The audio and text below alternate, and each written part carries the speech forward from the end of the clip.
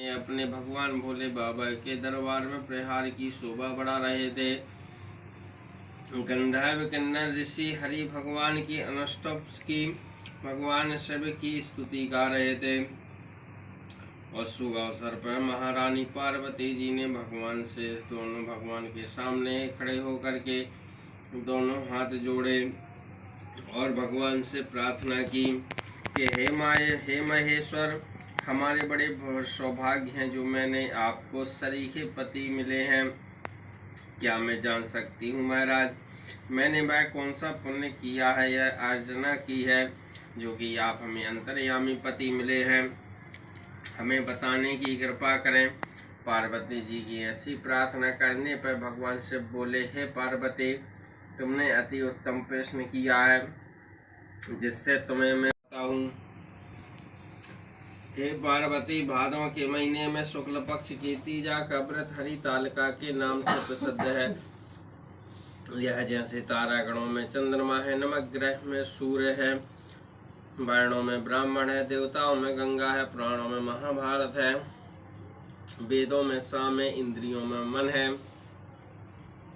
ऐसे ही तीजा हस्त नक्षत्र युक्त पड़े वह और भी महान पुण्यदायक होती है।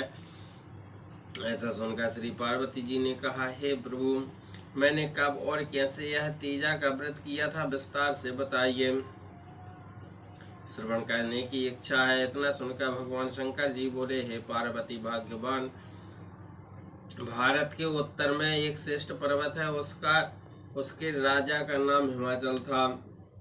वहाँ तुम भाग्यवती रानी मैना से उत्पन्न हुई थी। तुमने बाल्यकाल में मेरी बहुत आराधना की थी। कुछ उम्र बढ़ने पर तुमने हिमालय की दुर्गम गुफाओं में जाकर के हमें पति बनाने के लिए तुमने तप किया था।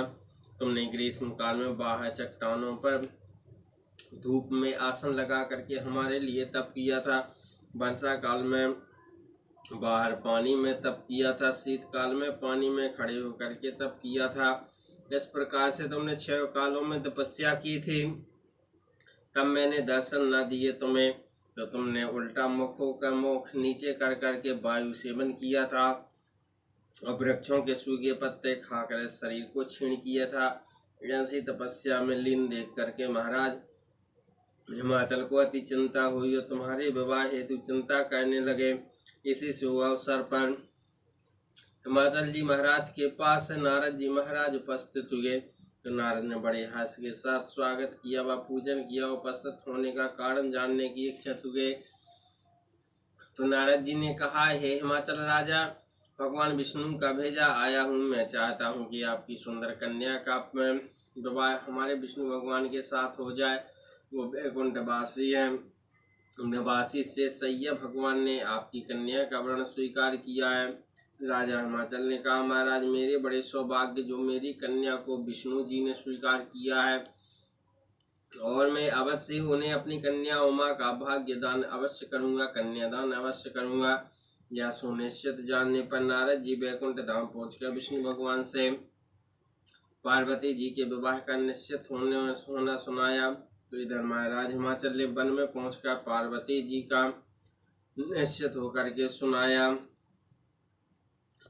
तो भगवान विष्णु ने विवाह होने का निश्चित समाचार जब सुना तो ऐसा सुनते ही पार्वती जी को महान दुख हुआ।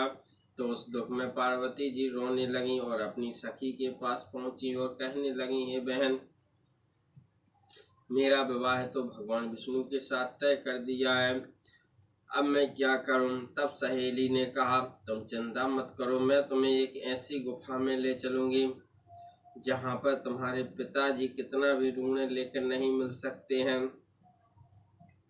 तो सखी के साथ पार्वती जी एक गहन गुफा में विलीन हो गई। तब महाराज हिमाचल घबराकर पार्वती जी को ढूंढते ढूंढते रोने लगे, लेकिन पार्वती जी ना मिली। विष्णु को वचन दिया वह कैसा पूर्ण हो सकेगा। ऐसा कहकर मूर्छित हो गए, बेहोश हो गए। सभी प्रवासी साथ में लेकर के ढूंढने लगे। महाराज ने पदार्पण कर ऐसी चिंता करके कहा कि मेरी कन्या को कोई जानवर खा गया, सर्प ने डस लिया या कोई राक्षस हार के ले गया है। उस समय पार्वती तुम सहेली के साथ गहन गुफा में थी। तो बिना जल अन्न से मेरे व्रत को आरंभ करने लगी थी। उसी दिन भादों के महीने में शुक्ल पक्ष की तृतीया को हस्त नक्षत्र पड़ता है। मेरी पूजा के फल स्वरूप में मेरा सिंहासन हिल उठा था। तो मैंने जाकर तुम्हें दर्शन दिया और तुमसे कहा, देवी मैं तुम्हारे व्रत और पूजन से अति प्रसन्न हूँ, तुम अपनी कामना का मुझसे वर्णन करो। इतना सुन तुमने लज्जित भाव से प्रार्थना की, आप अंतर्यामी हैं, मेरे मन और भाव से आपसे छुपे नहीं है। हे प्रभु, मैं आप